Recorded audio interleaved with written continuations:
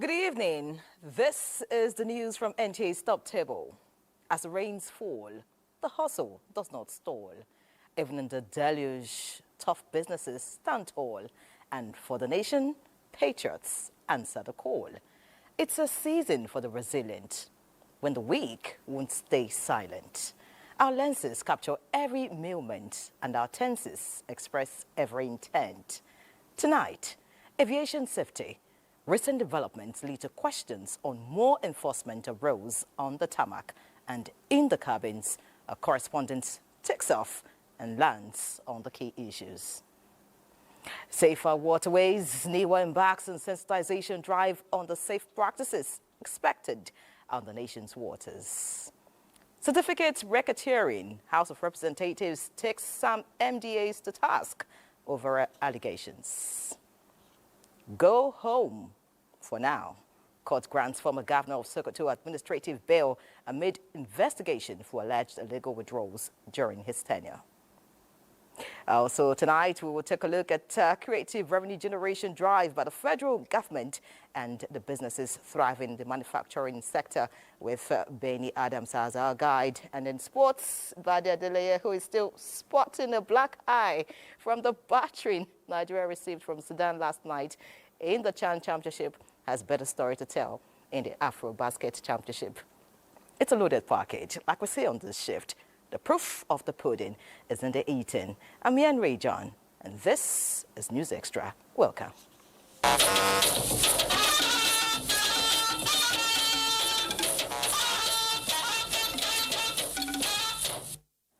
Let's set sail tonight as the Federal Executive Council has commenced processes towards fast-tracking improvement in power supply situation across the country with approvals on procurement and debt servicing processes. This was one of the major decisions at the Council's meeting this Wednesday. State House correspondent Musbao Dan Wahab reports on this and other decisions of the Council. The Federal Executive Council this day recorded notably low number of memos, but with significant outcomes. Far-reaching as they come, with President Bola Tinubu himself taking the floor to update his foot soldiers on the indices for social and economic progresses. He recommitted to building the proposed 1 trillion economy by 2030. But on these, he wants ministries, departments and agencies' dedication to optimizing public savings and spending efficiencies. The president also announced the cooperation elicited from the sub-nationals on the Renewed Hope World-Based Development Program. And that collaboration is going to be key in the world-based initiative across 8,809 wards to provide, in all the 774 local governments, to provide funding, support, and facilitation to thousands of economically active individuals at the grassroots in each ward. And this is a way of addressing poverty and ensuring, as Mr. President has promised, that no Nigerian will be left behind. So it's a collaboration between the federal, the states, and the local governments, prioritizing productivity-enhancing investments. The coordinating minister got approval to commence a phased plan for the refinancing of the electricity sector outstanding obligation of 4 trillion naira. 3 of the memos approved for the Power Ministry are for the procurement of various grades of power transformers to replace the dilapidated ones across the national grid. The 14 transformers procurement will cost the government more than $34 million. If this is done, it will not only enhance power supply, but to also relieve overloaded power transformers that is operating across the national grid. And this will also enable us to cope with the increased wheeling capacity of the national grid. The national grid is over 50 years old, and we know that a lot of the power transformers, the cables, they are old, they are weak, so there is the necessity for us to regularly maintain the grid and replace all these old and dilapidated infrastructure. Another memo approved for the ministry is for the disbursement of compensation for the right-of-way for the Lagos-Ogun Industrial Hub Transmission Project. The project is being financed with a $238 million development loan from the Japanese government. The Council equally approved commencement of a new policy towards strengthening tertiary education institutions in the country with approval of a 7-year moratorium for establishment of new federal tertiary institutions. The FEC decision today is the most pragmatic and the best for our educational system, for our tertiary educational system, so that we can sustain the respect that the world has for us. We can now begin to mobilize resources to improve infrastructures, both manpower and physical infrastructures, in the current institutions that we have as a federal government. If we do this, we'll also expand, we'll be able to improve quality of education, and more importantly, increase the carrying capacities of these universities, of these called polytechnics and colleges of education. Meanwhile, the Ministry of Transportation got approval for the construction of bus terminals, one in each of the 6 geopolitical zones of the country, with consideration for economic viability of the locations. From the State House, Musbah Wahab, NC News. Meanwhile, the federal government is providing a strategic platform for inclusive dialogue in the development of the steel industry in Nigeria. Vice President Kashim Shettima gave the assurance at the 2025 National Steel Summit in Abuja. State House correspondent Abdurrahman Jabrila brings us details. In impact, we are establishing an industrial park within the Ajaokuta area. It will host a free trade zone. It will include a gas park. It will house a military industrial complex. All of this will draw from the infrastructure already in place. They will position Ajaokuta as the industrial heart of our nation. Rebuilding and consolidating Nigeria's steel industry collaborative action for sustainable growth and global competitiveness is the theme of this summit, aimed at generating ideas and views to determine the strategic options available to Nigeria in achieving the major goals of ensuring self-sufficiency in steel production. A technical and financial audit of Ajaokuta, approved by the Bureau of Public Procurement, is currently ongoing. It will inform our next steps and shape investor selection. Our journey is not limited to old dreams. We are building new pillars. We have launched the construction of 5 mini LNG plants in Ajaokuta. These are valued at over $500 million. The project is in partnership with NNPC Limited and private sector stakeholders.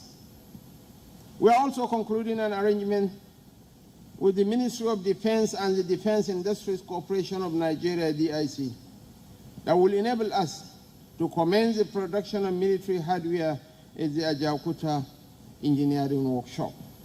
Meeting with stakeholders is essential in evaluating the state of the steel industry, exploring investment opportunities, identifying policy and infrastructure gaps, and adoption of a roadmap for the revival and sustainable development of the industry. Policy alignment. As the regulator of the steel industry, we have also reviewed the 2008 Metals Policy Document and our sectorial roadmap, a 10-year sectorial roadmap, to ensure a sustainable growth of the sector with a target production of 10 million metric tons of crude steel per annum. We are committed to deep, sustained reforms to make Nigeria a competitive destination for steel investment, including promoting value addition through processing and manufacturing, streamlining approvals to attract and retain investors. These reforms are not just about mining. They are geared towards laying the industrial foundation for a fully integrated Nigerian steel industry. Government alone cannot rebuild this sector. We call on all investors and operators to take advantage of Nigeria's huge market size and resources, as well as the academia to innovate around the steel production technology. And the hope here is to align the policies in the industry with the national vision, public-private collaboration to chart a clear direction and a roadmap for sustainable development of the industry. In Abuja, Abrahman Jibrila, NTA News. Also, the Federal Executive Council has directed that all procurement processes under the 2024 appropriation should be concluded by September 2025. This is one of the directives following the presentation of the Director General of the Bureau of Public Procurement, BPP, Adebowale Adedokun, to the Council.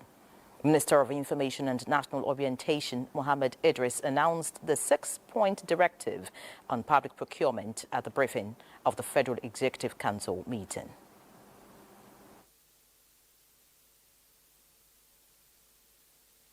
And that awards should only be made subject to the availability of funds to avoid unnecessary liabilities. The second one is that ministers are requested to forward to the BPP a comprehensive list of projects that have been awarded under their ministries and their parastatals for the 2024-2025 fiscal years for analysis and transmittal to the President's office.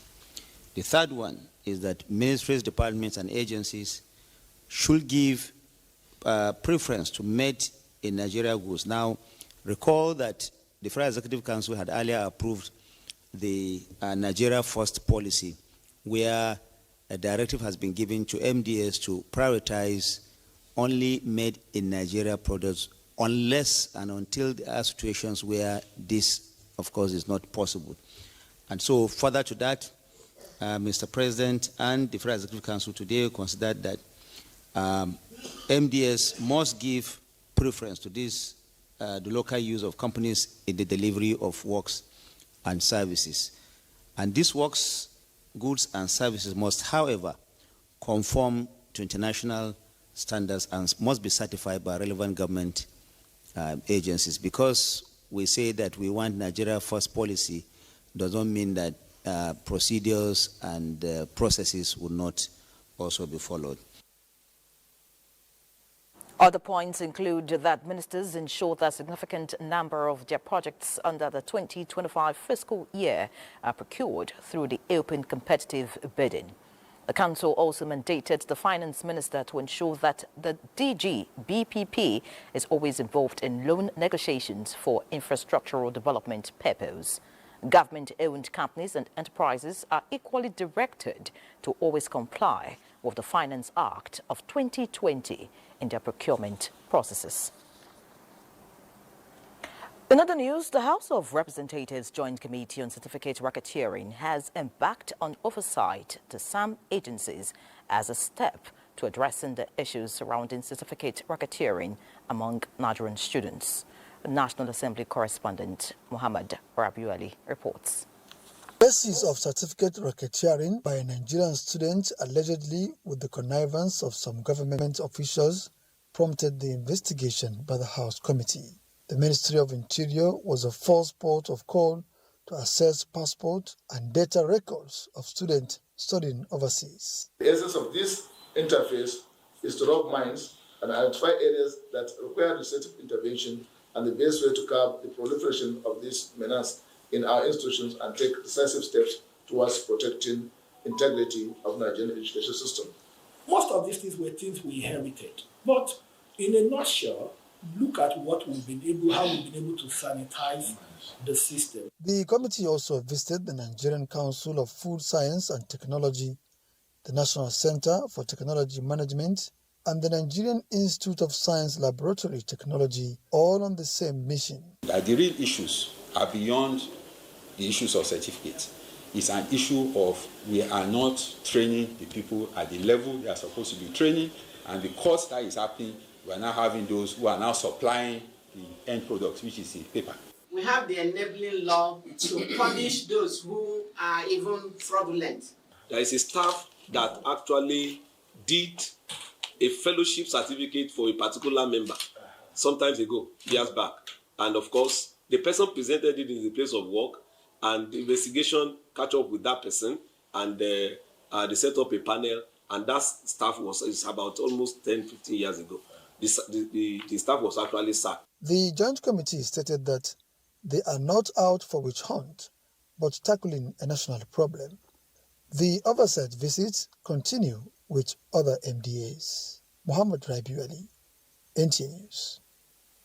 Elsewhere, the Minister of Finance and Coordinating Minister of the Economy, Wale Edun, says the federal government is committed to meeting its obligation of growing the economy with a target of attaining a 7% GDP growth annually. This is as the Office of the Accountant General of the Federation has introduced a new operational process for the implementation of the 2024 and 2025 capital budget. Benny Adams reports that this was at a stakeholders' engagement in Abuja. Gathered here are permanent secretaries, accounting officers and directors of finance in ministries, departments and agencies of government. The conversation is about the implementation of the capital component of the 2025 budget. 23.9 trillion naira is involved, which is out of the 54.9 trillion 2025 budget. Capital budget for 2025 is about 23 trillion, and the 2024 transfer is about 10.5 trillion. To strengthen the implementation of the extended 2024 and 2025 capital budget, the government has announced a new operational process.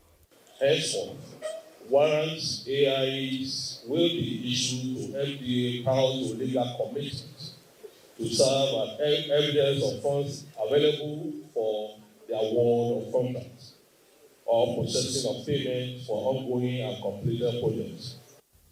The Minister of Finance, Wale Edun, believes in the growth trajectory of the economy and is hopeful that a 7% annual growth is possible with effective and efficient spending. The economy is growing at about 3.5%, which is above population growth, but that's not the target. The target is to at least double population growth, get to about 7% per annum consistently with rapid, sustained, inclusive growth, then millions of Nigerians will be lifted out of poverty. According to the new guidelines, commencing from third quarter of 2025, the Office of the Accountant General of the Federation will prepare a quarterly cash plan for cash management, while the Minister of Finance approves warrants for contracts. In Abuja, Benny Adams, NTA News. In a move for Nigeria's infrastructure development, a memorandum of understanding has been signed for the development of an integrated gas and high-speed rail network. This ambitious project promises to transform the nation's energy sector and revolutionize transportation connectivity across the country. Shehu Muhammad Dati reports. Combining cutting-edge rail technology with gas infrastructure, the project aims to boost economic growth, enhance energy security, and improve the movement of people and goods. It's a project with potential impact on Nigeria's development, holding prospects for more connected and prosperous Nigeria. $60 billion proof of fund have just been submitted to the government through our financial and technical partners. And the first phase of the project is a $55 billion. So the fund is ready and the country is ready to move forward. We want to establish the real amount of money that is available. We don't doubt them, but that is the normal procedure that government takes when huge sums of money are involved in such transactions. With the official presentation of the full funding for the project, the first phase is set to kick up, spanning 7 major cities in Nigeria. The federal government, through the Infrastructure Concession Regulatory Commission (ICRC), has approved the multi-million-dollar business case, paving the way for Nigerians to enjoy high-speed train services for the first time. This is a step towards preparing the full business case to be submitted to ICRC before we wrap it to the Federal Executive Council. So I can assure the investors that they will not be lacking behind in terms of gas, which is the precursor of this very project. The project will cover key routes, including Lagos to Abuja, Abuja to Kano, and Abuja to Port Harcourt. In Abuja, Show Muhammad Deti, NTA News. Nigeria's road to cheaper, cleaner energy got a major boost as the federal government officially commissioned the Naseni Portland CNG station, auto conversion and training center along the Kubwa-Gwarimpa Expressway in Abuja. Justin Bem-Unyi reports. The launch was more than just a ceremony. It was the unveiling of a new direction for the nation's transport sector. Guests toured the facility, seeing first-hand CNG-powered buses, cars, and even hybrid generators. The government says the benefits are hard to ignore. CNG cuts fuel costs by over 70%. It is cleaner for the environment, and thanks to a government subsidy, conversion for commercial vehicles is now completely free.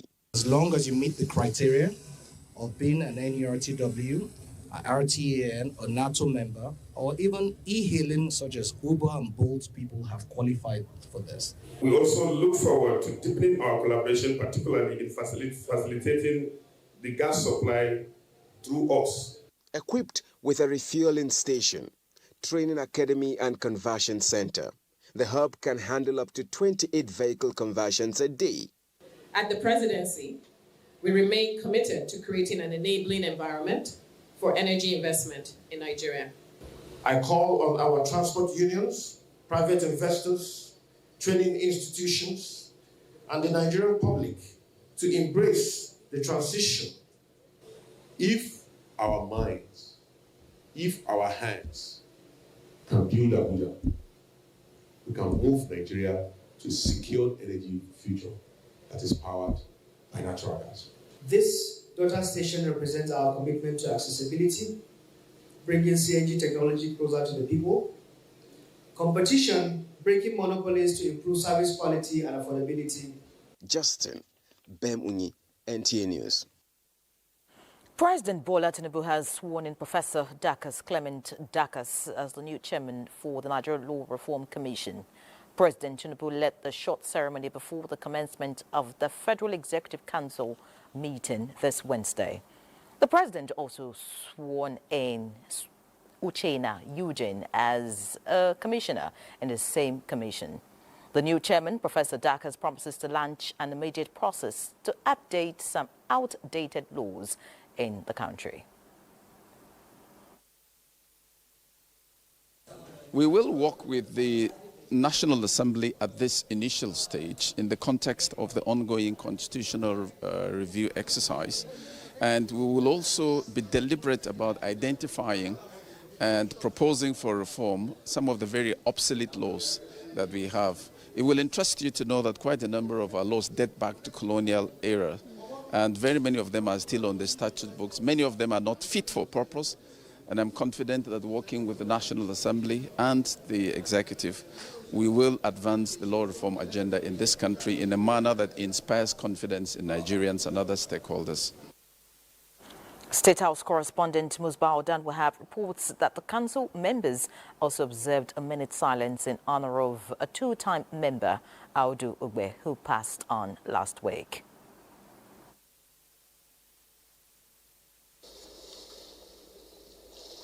May his soul rest in perfect peace. Late Audu Ugbe, who was Minister of Communication under Shehu Shagari administration, also served as a Greek minister under the first term of late Muhammadu Buhari's civilian rule. Now, President Bola Tinubu will depart Abuja on Thursday, August 14, for a two-nation trip to Japan and Brazil.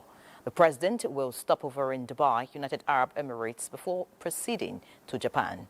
In Japan, President Tinubu will attend the 9th Tokyo International Conference on African Development, TICAD 9, in the city of Yokohama from August 20 to 22. With the theme, Co-Create, Innovate Solutions with Africa, TICAD 9 will focus on Africa's economic transformation and improvements in the business environment and institutions through private investment and innovation. It will also promote a resilient and sustainable African society for human security, peace and stability. The president will also hold bilateral meetings and meet the chief executive officers of some Japanese companies with investments in Nigeria. At the end of TICAD 9, President Tinubu will leave for Brasilia on a 2-day state visit from Sunday, August 24 to Monday, August 25. This follows an invitation by the Brazilian President Luiz Inácio Lula da Silva. While in Brazil, President Tinubu will hold a bilateral meeting with his host and attend a business forum with Brazilian investors. Key ministers and senior officials in his delegation will explore opportunities to strengthen cooperation and sign agreements and memoranda of understanding with the Brazilian government. Now time to take a break. More news shortly. Stay with us. Many thanks for staying with us. The Minister of Information and National Orientation, Mohammed Idris, says the Renewed Hope agenda is real and is working.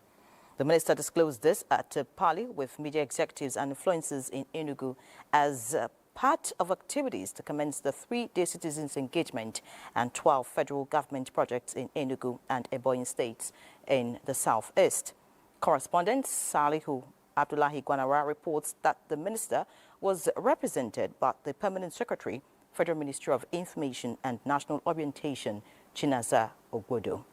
The team embarked on this enlightenment and is made up of officials from the Federal Ministry of Information and National Orientation and its agencies, members of the National Communications team, and other critical stakeholders. The Minister of Aviation and Aerospace Development, Festus Keyamo, announces decisive resolutions on the recent incidents involving Ms. Comfort Emerson and music icon Wasiu Ayinde Marshall, popularly known as Kwam 1. Over the past 48 hours, the minister has engaged in consultations with critical stakeholders in the aviation sector and individuals involved in the unfortunate incidents and came up with some decisions. In a statement, the minister conferred with Ibom Airline to withdraw its criminal complaints against Comfort Emerson and to be released from Kirikiri Correctional Facility within this week. The minister also conferred with the airline operators of Nigeria to lift the lifetime flying ban imposed on Ms. Emerson. On the issue of Kwam 1, the NCAA will reduce his flight ban to 1 month, and FAN will collaborate with him as a public ambassador for proper airport security protocol awareness. The minister further stated that the value jet pilots, Captain Oluronti Ogoyi and First Officer Even Oloba, will have their licenses restored after serving a 1-month suspension and undergoing mandatory professional reappraisal. Additionally, airline operators will also hold dedicated sessions focusing on their staff's conduct towards the traveling public. Keyamo also directed a sector-wide security retreat to focus on retraining security personnel on managing disruptive passengers, techniques for de-escalating potentially explosive situations, and improving staff-passenger relations and professional conduct. The minister emphasized that these resolutions were taken purely on compassionate grounds and do not signal tolerance for breaches of aviation safety or security regulations. Similarly, an Ikeja magistrate court has struck out the charges against Ms. Comfort Emerson, the passenger accused of unruly behavior and assault on board Ibom Air aircraft from Uyo en route Lagos on Sunday. Magistrate Olarinwaju Salami discharged Emerson following the withdrawal of the 5 charges preferred against her by the police. Emerson was arraigned on Monday before the court after being granted bail in the sum of 500,000 naira with two sureties in like sum. The court ordered that one of the sureties must be a blood relation and show evidence of tax payment to the Lagos state government. However, following her inability to meet the bail conditions, she was remanded at the Kirikiri Correctional Center. At the resumed hearing of the case this Wednesday, the police prosecutor, Inspector Oluwabumi Adeiton, informed the court that they have an application from the Commissioner of Police, Lagos Airport Command, to unconditionally withdraw the charges in line with Section 72, subsection 1 of the Administration of Criminal Justice Laws of Lagos State, 2015.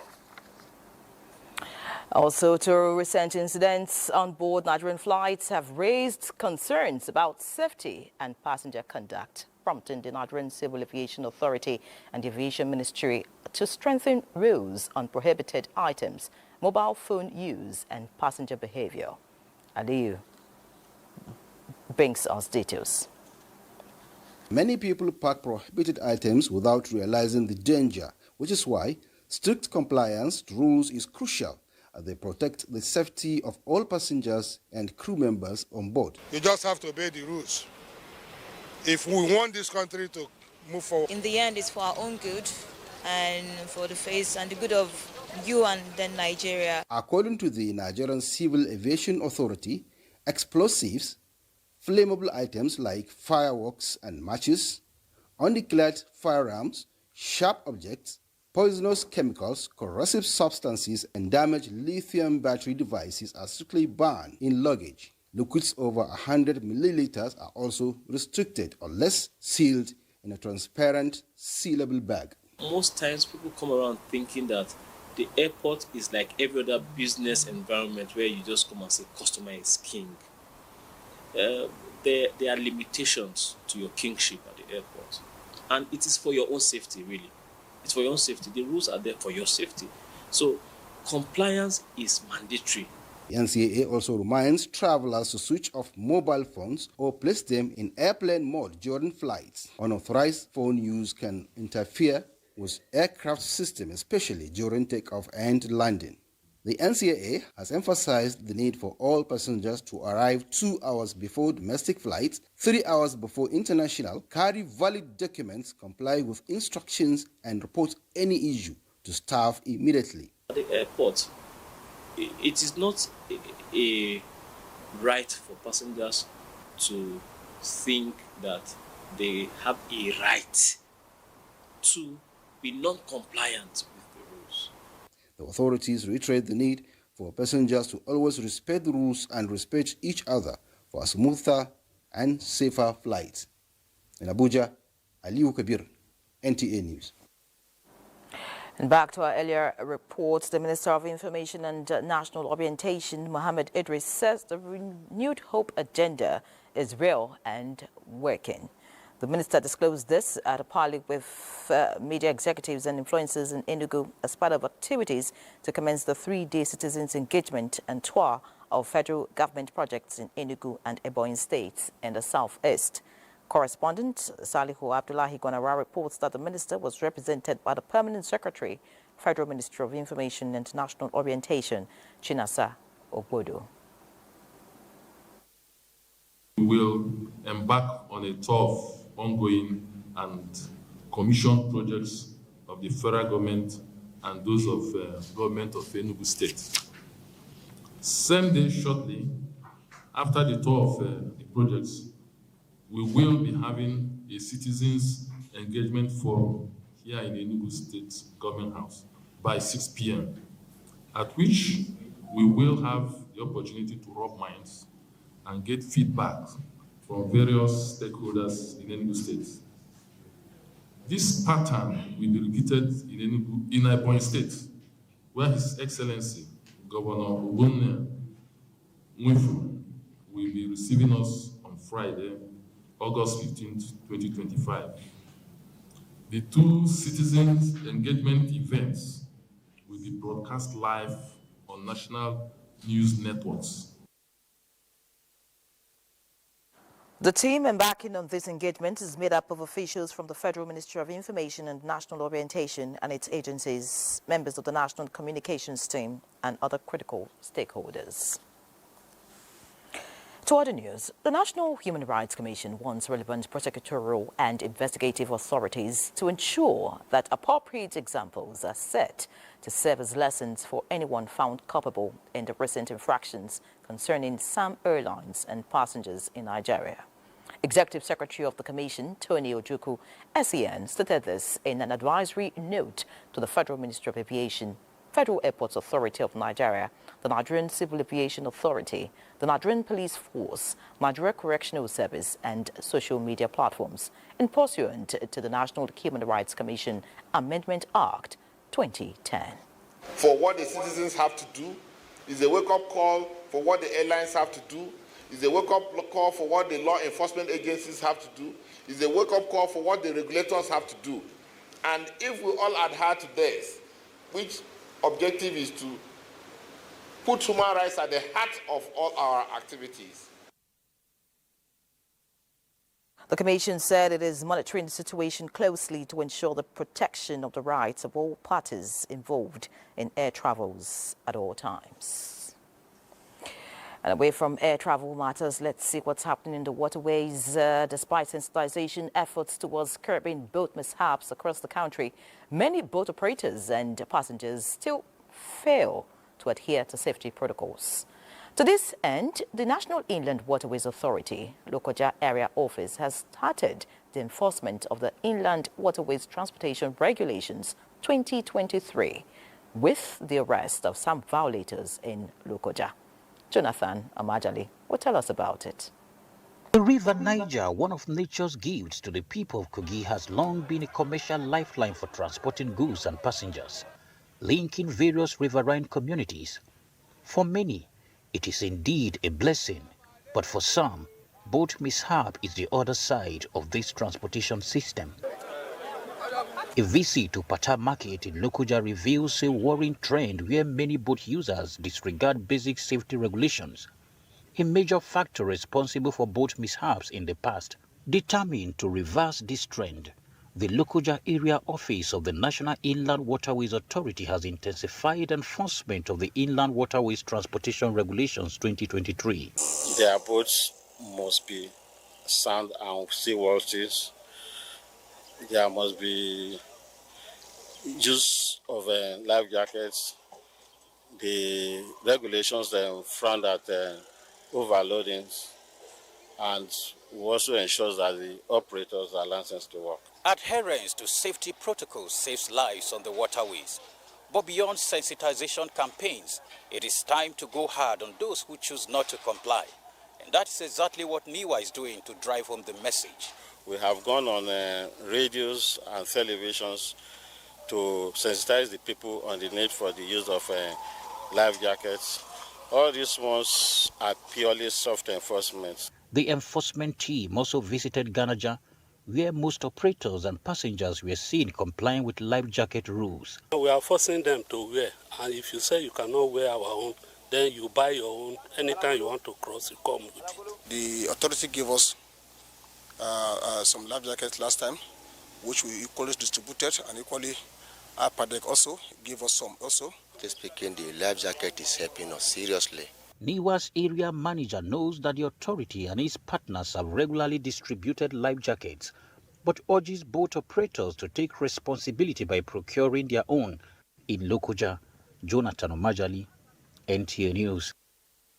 Many thanks, Jonathan. In other news, the Economic and Financial Crimes Commission has granted administrative bail to the former Sokoto State Governor, Aminu Tambuwal, a day after detaining him over alleged fraudulent cash withdrawals totaling 189 billion naira. Tambuwal, a senator representing Sokoto South in the National Assembly, was freed after meeting his bail conditions. He had honored an EFCC invitation on Monday, arriving at the Commission's Abuja headquarters at about 11:30 a.m., where he was interrogated and detained overnight. Tambuwal is being investigated for alleged several withdrawals during his tenure as governor of Sokoto State, which allegedly violated the the Money Laundering Prevention and Prohibition Act 2022. Let's see what's happening in Jigawa State now, as Governor Malam Umar Namadi has charged young people across the state to steer clear of drug abuse, thuggery and other social vices, warning that such acts undermine education, the economy and societal progress. At the International Youth Day celebration in Dutse, Governor Namadi praised the role of youths in promoting democratic governance and driving development across various sectors. Muhammad Musa Askira reports. He noted that empowering young people is key to building a stronger society, highlighting several youth-focused policies of his administration, especially in job creation. The governor congratulated the newly elected leadership of the Nigerian Youth Council, Jigawa State Chapter, pledging moral and institutional support for their programs.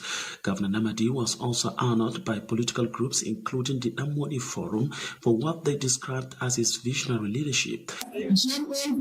Negative tendencies and influences, particularly social vices, in any form. I call on all stakeholders, government, private sector, civil society, and communities to continue working hand in hand to nurture the dreams of our youth. In a related event, the governor flagged off the distribution of 287 motorcycles to councillors across the 27 local government areas to boost mobility and efficiency in discharging their constitutional duties at the ward level. The governor reaffirmed his administration's commitments to fostering youth development and enhancing grassroots governance in Jigawa. Muhammad Musa Askira, NTA News. It's time off for drug traffickers, says the National Security Advisor, Nuhu Ribadu, who has given full backing, including welfare and administrative support, to the National Drug Law Enforcement Agency, NDLEA, to go hard on illicit drug traffickers across the country. Salwa Khalil Ibrahim will tell us more. Drug abuse is a major security threat. And while NDLEA is taking practical steps to stem the tide, the dealer is also coming up with more deceptive steps to continue in the illicit business. And so, the fight against illicit drug abuse is never ending, and the authorities are going harder on offenders, and this time around with the backing of the National Security Advisor, Malam Nuhu Ribadu, and the Chief of Defense Staff, General Christopher Musa, as well as the Attorney General and Minister of Justice, Lateef Fagbemi. The NDLA has consistently demonstrated courage, professionalism, and resilience in confronting the threats posed by drugs and substance abuse in very challenging circumstances. The fight against illicit drug is such that we don't have to be a step ahead of criminals. We must be several steps ahead of them. Because of the unworthy, rewarding nature financially of these activities, NDLA will continue to receive the full backing of the Office of the National Security Advisor. And with the support of security, law enforcement and intelligence agencies, we will continue to dismantle the networks that profit from drugs and work towards a safer and more secure Nigeria. And to further strengthen its operational capabilities, strategic commands and formations were empowered with 48 new vehicles, a milestone made possible by the President Tinubu's strategic support to the agency. The President has prioritized national security and stability, institutional reform, and the safety of every Nigerian life. That trust motivates us to deliver even more. Meanwhile, 15 senior officers were promoted for their loyalty, dedication, and commitment to duty, and decorated with their new ranks. This motivation signals more commitment in the fight against drug traffickers. In Abuja, Salwa Khalil Ibrahim, NTA News. In other news, the Nigerians in Diaspora Commission, NIDCOM, looks forward to a partnership with African Cultural Festival, ACF 2025, to host the African Diaspora Summit in September in Pennsylvania, USA. A statement by the Commission indicates the event, supported by the government of Pennsylvania and the Dauphin County Commissioners, will unite global leaders, creatives, entrepreneurs, and policy makers under the theme, Africa to the World, Culture, Creativity, and Collaboration. Chairman NIDCOM, Abike Dabiri, describes the summit as a platform to harness diaspora expertise, promote youth and women empowerment, and advance Africa's creative economy as a driver of innovation and stronger global ties. She notes that it will also present Nigeria's vibrant creative sector, forging strategic partnerships that align with the nation's economic and cultural development goals. Billions gained, but challenges remain. That's the verdict from the Federal Mortgage Bank of Nigeria 2025 Management Strategy Retreat, where leaders pledge to close performance gaps, streamline processes, and turn strong financial results into real housing solutions for Nigerians. Musa Abubakar has this. In the serene setting of Zuma Rock Resort, Suleja, senior executive of the Federal Mortgage Bank of Nigeria, gathered for their 2025 Management Strategy Retreat, a crucial moment to reflect, review, and reimagine the future of housing finance in Nigeria. For Managing Director and Chief Executive Shehu Usman Osidi, the mission is clear: process re-engineering for optimal performance. We will rejig our 5-year strategic blueprint, aligning it with current realities, regulatory conditions, and emerging opportunities. Targets must be realistic but ambitious, and everyone here should leave knowing their specific role in achieving them. Since the last retreat, the bank has posted impressive gains, surplus rising from 4.9 billion naira in mid-2024 to over 13 billion naira by mid-2025. National Housing Fund collections up by over 70% in the first half of the year, and 18.9 billion naira recovered from delinquent loans. This retreat is not just an exercise in rejigging our strategy plan or process optimization. It is about positioning our bank for long-term success. But the journey is far from over. Persistent challenges in the loan portfolio quality, project monitoring, and process bottlenecks remain on the table. This retreat will map the path forward, refining the bank's 5-year strategic blueprint, enforcing technology adoption, and ensuring resolutions become reality. With a renewed focus on efficiency, transparency, and impact, the Federal Mortgage Bank of Nigeria aims to deliver not just houses, but hope. In Abuja, I am Musa Abubakar, NTA News. The story of the Nigerian worker is one of resilience and commitment in the face of daunting socio-economic challenges. Yet, for those in the private sector, the struggle is even more unsettling. In this report, Ignatius Nkor examines their plight and the extent of intervention by regulatory bodies. They are the hands behind your favorite products, the voices on the other end of customer service, the manpower behind production of goods and services. Yet, many of them work in silence, in fear and in pain. I've had experience like where people, even not only me, some of other people complaining, people using like working very hard for people working in private and their benefit just low. They are not getting what they deserve from the company. Sadiq is a baker. His experience with his former employer was that of despair. A number of workers in the private sector face a harsh and uncertain reality. Job security is a myth. Maternity leave is a gamble, and many receive salaries that haven't changed in years. In the public sector, rules are clearer, salaries are backed by budgets, workers are unionized and backed by the government civil service protections. We are also doing well and contribute a lot to the economy of this country, so we deserve proper attention from government. Labor unions are supposed to be the voice of the voiceless, but while public sector unions often go on nationwide strikes, private sector workers are left behind, fragmented, fearful and often unorganized. I know of the fact that there's a process of formalizing the informal economy, which is one of the ILO decisions.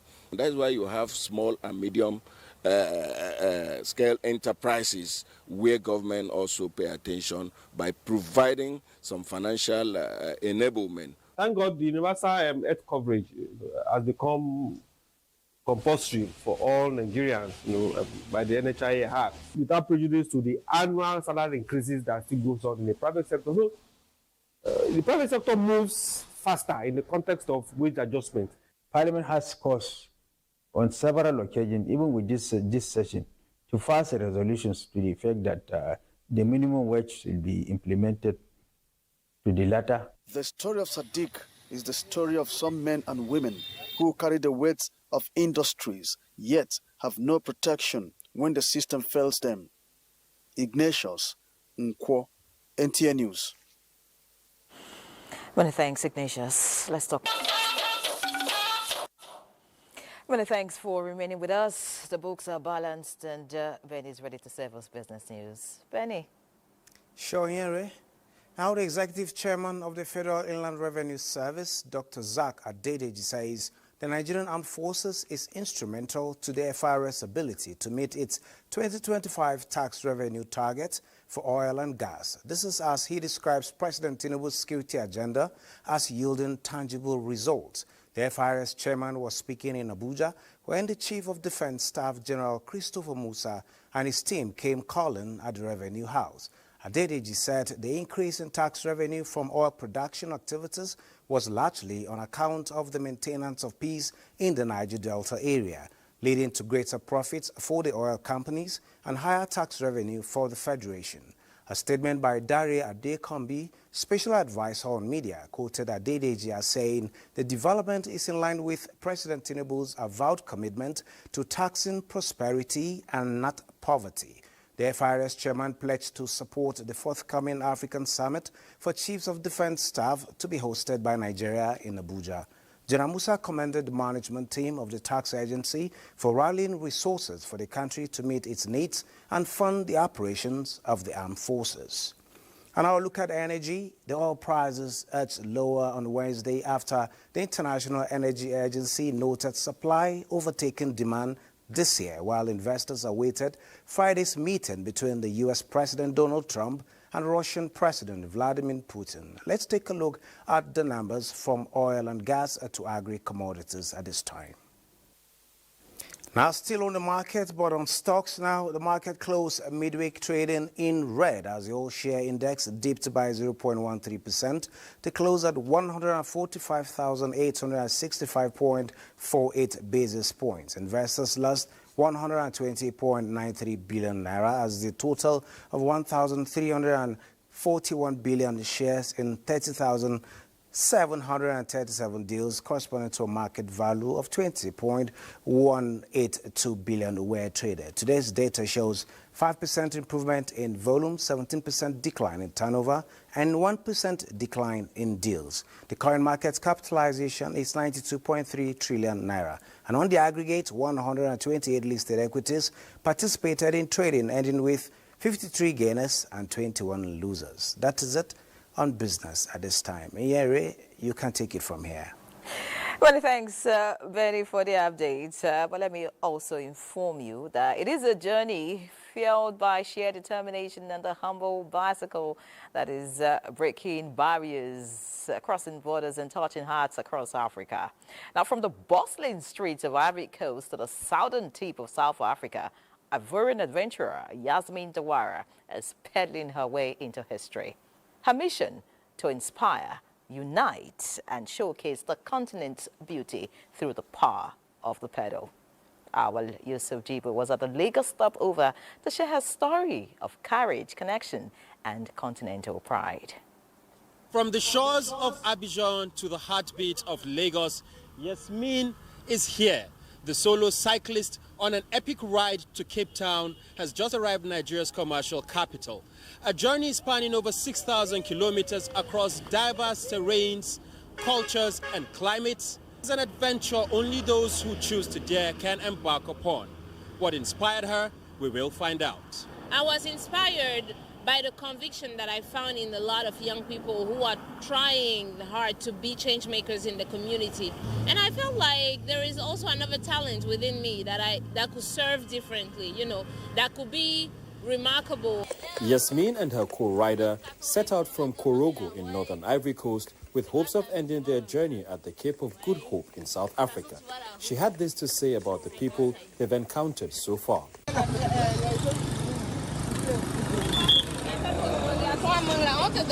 According to Yasmin, she is hopeful that her efforts will inspire millions of African youth to step out of their comfort zones and make a difference. My message right here is to keep believing, but to work on this dream. Without a doubt, a long ride like this would definitely have physical consequences. So for you that have not been training, that you just like the exposure, you just want to join the team, you want to go out with bicycle, you have to consider the weather, your hotel, your food supplies, and your security also. To actually embark on such a long distance ride on a bicycle requires determination, strength, endurance, resilience, and above all, proper preparation. As she pedals southward, Yasmin leaves in her trail not just tire marks, but footprints of inspiration for a generation that dares to dream beyond borders.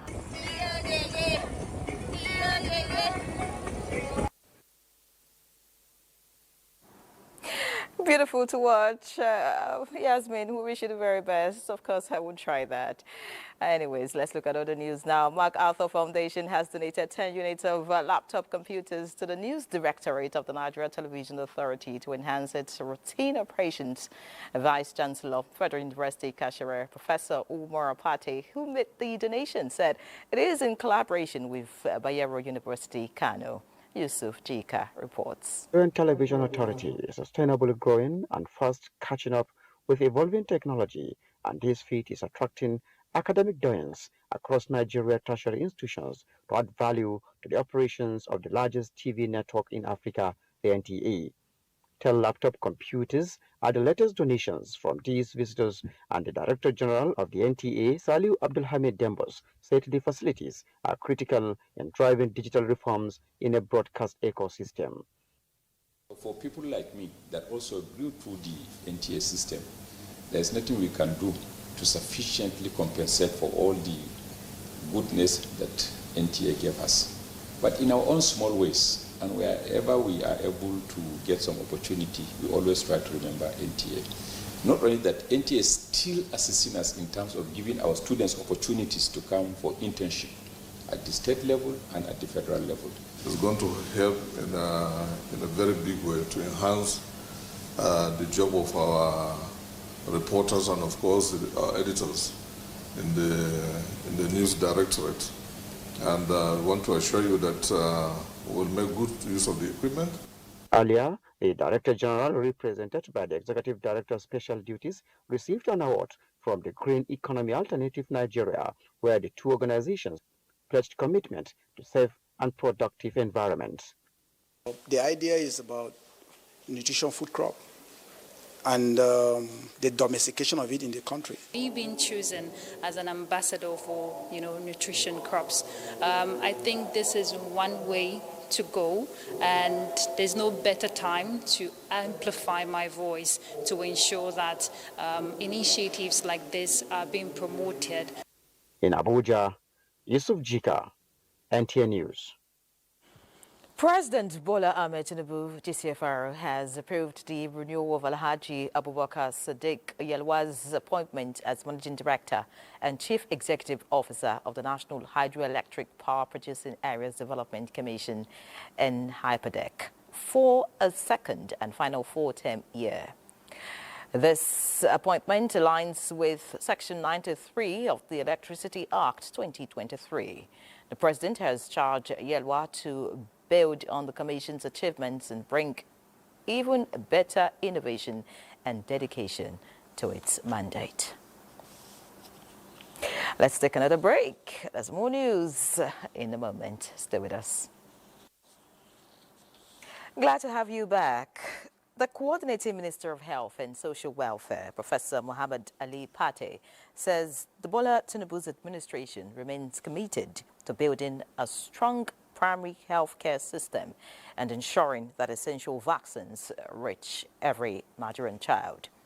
During a meeting with Gavi, the Vaccine Alliance and its partners this Wednesday, Professor Pate noted that despite challenges, significant progress has been made with the introduction of malaria and HPV vaccines in partnership with global health stakeholders.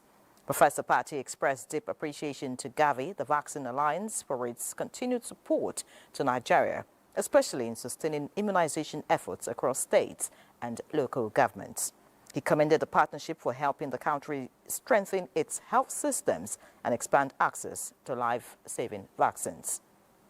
The minister also said that the Tinubu administration will continue to prioritize in health sector renewal and strengthen engagement at state and local government levels in line with Nigeria's health sector investment strategy. But it needs to be sustained and it needs to be resourced over time, technically, financially. On the government side, we've tried our best to continue to prioritize these issues, and that remains. As you know, we had a target of over $11 billion for our replenishment, which is funding that would have been the total cost of our Gavi 6.0 strategy. We were able to secure $9 billion US, which was really a tremendous achievement, and we're very happy with that outcome. She's based in the Secretariat here as a result, and make sure that we're supporting the MDG states. Now, the federal government is taking measures towards addressing skills deficit amongst the nation's youths for a more economically prosperous Nigeria. Against this backdrop, the Federal Ministry of Education, in collaboration with the United Nations Children's Fund, has embarked on sensitization and dissemination workshop on the recently launched National Policy on Skills Development for stakeholders in the education sector of the North. Aminu Umar reports. Nigeria is blessed with a vibrant population of young men and women, a demography strong enough to drive the nation towards economic prosperity if only the country fully harnesses its demographic dividends. However, skills mismatch continues to create hurdles, with many institutions producing graduates who are not readily employable. To shift towards a skill-based economy, the federal government earlier this year launched the National Policy on Skills Development. And now it's time for action as commissioners of education and other stakeholders gather to chart the way forward. So you see, the bulk of the students are at the subnationals in the states. So we are going to domesticate this policy and see how it works, especially that most of these states have one type of policy on skills. The knowledge we acquire here, we also ensure that we are going to scale it down to our teachers. We need to look at how can we build the capacity of the teachers to understand the policy and to be able to deliver on its commitment. To ensure timely implementation, the Minister of State for Education, Professor Sweba Said Ahmad, has directed that progress be closely monitored at subnational levels. The Federal Ministry of Education, in line with the necessary objective, will continue to provide necessary support and guidance, collaborating with you to develop state-specific implementation plans and monitor progress for accountability. The new policy identifies 29 core and secondary skills to be integrated into both formal and non-formal education systems. In Kano, Amin Umar, NTA News. Chiefs of defense staff from Mali, Niger, and Burkina Faso are among 54 African chiefs of defense staff to attend the Chiefs of Defense Staff Conference in Nigeria.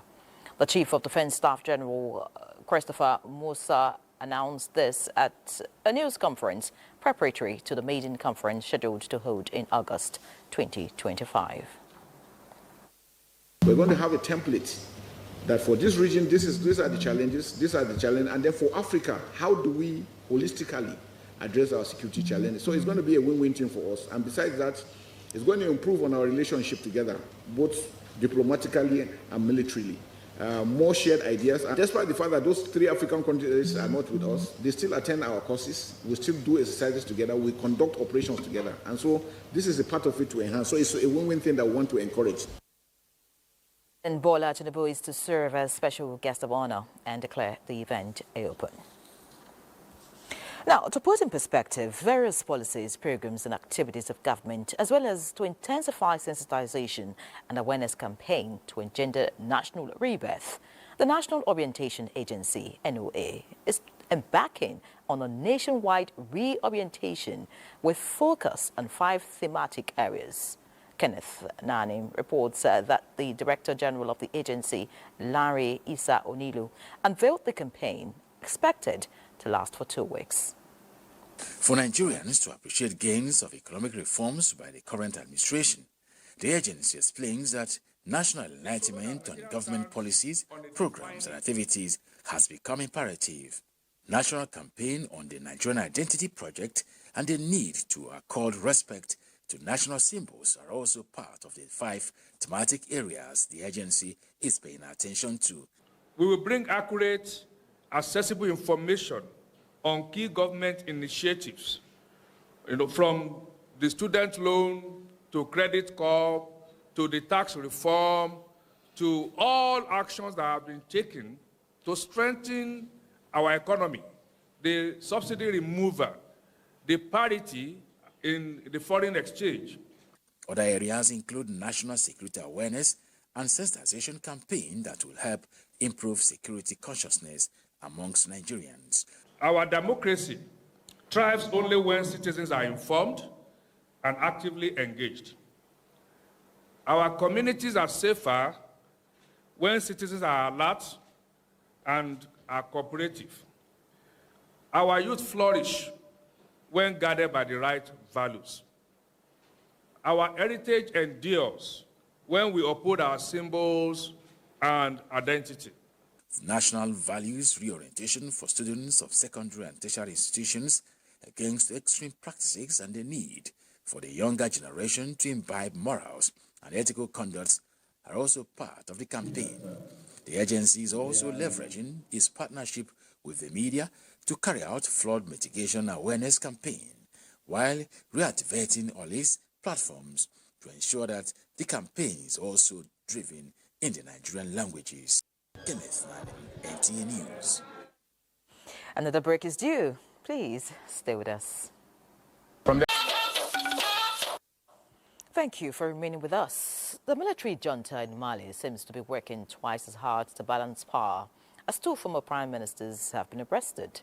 And as the countdown to the summit in Alaska between President Donald Trump and President Vladimir Putin of Russia has been anticipated, Zelensky and European leaders stand their grounds. Kolo Mohammed will bring us details of these and other stories trending in the foreign scene. Served as Prime Minister from 2021 until his dismissal in November 2024, just after he criticized the regime for postponing elections. Another former Prime Minister, Moussa Mara, was arrested on August 1st on charges of damaging the state's credibility after tweeting support for jailed critics of the ruling military junta. White House officials say President Donald Trump will hold a telephone call with President Zelensky and European leaders ahead of the Trump-Putin summit. This comes as the White House say Friday's meeting with Russian President in Alaska will be a listening exercise for President Trump. A call to hold between President Zelensky and European leaders with President Trump indicates that the Alaska summit remains bilateral between President Donald Trump and President Putin as against an anticipated trilateral summit. In other news, as the war in Ukraine rages, the more President Putin has come to rely on support from North Korea. First, Pyongyang sent ammunition, then soldiers. Now it's sending thousands of construction workers to help fill a huge labor shortage created by the war in Ukraine. South Korean intelligence officials told news agencies that 10,000 workers were sent to Russia last year. Kolo Mohammed, NTA News. Let's see what's new in the world of sports. Badia Deleye is here. Many thanks, Nyera. Let's begin with basketball, as Nigeria's senior men's basketball team, the Tigers, made a winning start to their 2025 AfroBasket Championship campaign in Angola after a convincing 77-59 victory over Madagascar earlier today. Caleb Agada led from the front for more round display, finishing with 22 points, 7 rebounds, 2 assists and 3 steals. Stan Okoye chipped in with 13 points, while Okenwamu added 13 points with the trio's experience, proving the pivotal factor to the team's victory. With the win, the Tigers now turn their attention to their next game against defending champions Tunisia on Friday, followed by a crucial matchup against Cameroon on Sunday. Now, former Super Eagles players and coaches Samson Siasia and Austin Iguavoin have joined Nigerians and the football fraternity around the country to pay glowing tributes to late Super Eagles legend Samuel Okwaraji. They advocate for authorities and critical stakeholders to give priority to the welfare of Nigerians who have paid their dues to their fatherland. This follows the inauguration of Under-16 Annual Secondary School Football Championship in honor of late Sam Okwaraji, who died 36 years ago on the field during the 1990 World Cup qualifiers between Nigeria and Angola in Lagos. You understand? We have to be prepared for things like this to happen. Even though it never happens every time, but we have to be more prepared than what we did on that day. I think it's kind of a warning to us that we can say, represent a country. Anyhow, any way you represent a country, defend that Nigeria flag, green, white, green. I think the federal government should find a way to see not only immortalizing people, but there should be a reward, kind of a benefit that people will say yes. And of course, the curtain raiser for the European League football season, the UEFA Super Cup, has just ended between Champions League winners Paris Saint-Germain and Europa League winners Tottenham. Tottenham were 3 minutes away from a famous 2-1 victory, but PSG equalized in the 93rd minute to send the game to penalties. PSG, despite losing their first spot kick, went on to claim a 4-3 shootout win to lift their first trophy of the season. That does it on Sports Tonight. Let's return to Nyaya. Many thanks, Buddy, for the update. And that's it on News Extra tonight. Many thanks for being a part of it. Do have a good night.